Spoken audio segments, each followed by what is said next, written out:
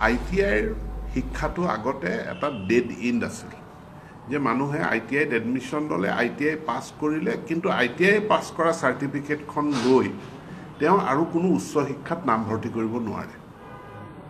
কাৰণ সেইখন ITI certificate আৰু তাৰ পাছত তেওঁৰ বেলেগ কোনো সেইখন চাৰ্টিফিকেট লৈ ক্লাছ 12ত এডমিশ্যন ল'ব নোৱাৰে বা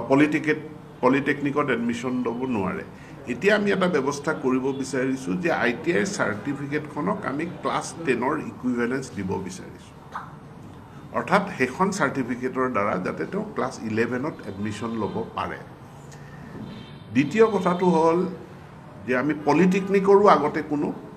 আমাৰ তেওঁলোকৰ ইকুইভেলেন্স নাছিল এতিয়া আমি পলিটেকনিক পাছ কৰাটোক ক্লাছ 12ৰ ইকুইভেলেন্স দিব বিচাৰিছোঁ ক্লাছ 12ৰ ইকুইভেলেন্স দিলে পলিটেকনিক পাছ কৰা ছাত্ৰ এজনে বা ছাত্ৰী এগৰাকীয়ে তেওঁ JEE দিব পাৰিব পৰীক্ষা আৰু JEE তেওঁ দি পাছ কৰিব পাৰিলে তেওঁ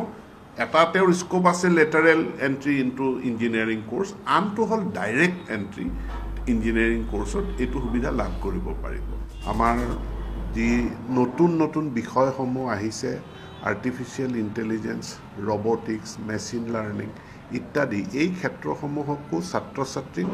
অৱগত কৰোৱা তাক বিদ্যালয় অৱস্থাতে পৰিচিত কৰাই দিয়াৰ কাৰণে